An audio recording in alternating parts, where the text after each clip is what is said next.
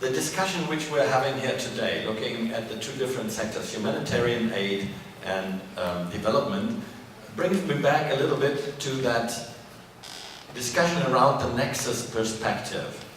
Klaus Töpfer at the final round said, if you can't solve a problem, increase it. So if we can't solve the water problem alone, increase it and bring the food security sector and also the energy sector in, because none of us will solve it alone. So it's a little bit similar here, because we need to embrace both development part and humanitarian things, and that's not very easy. So we can get lost or lose track on those. There are three final messages which we would like to bring back to this round. Message number one: there's not such situation where you just go from an emergency situation and then gradually go to development, because before emergency there has been a kind of development situation.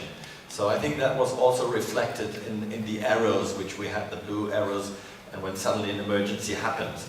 So that means that basically there's a number of actors, of identical actors, both from government side or from NGOs or from international organizations, who are available, who are on the ground, both before and afterwards.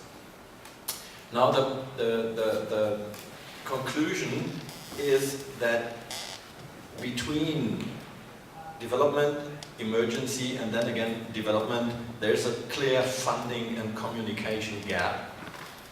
And the simple feedback from that table was, donors get organized, because structures are on the ground, people and governments are on the ground. We need to really get a better structure from donor side to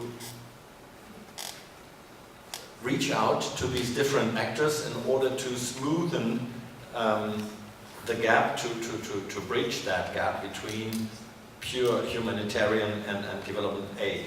And I think this table will be, all the players would be ready to contribute to in a dialogue way to strategize how this can be done, how this can be overlapped, preparedness and so on. So with these three points, I would like to maybe ask, are there any complementary comments from that table? Are there any further annotations?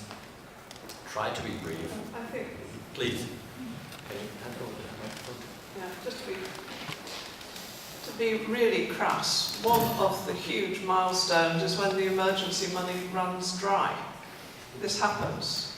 You give out your consolidated appeals for 2 or 3 years, and then year 4 it gets no or very little response. Then you know that you are back in development mode, and that's when the gap comes, because you haven't kept it in focus during the emergency.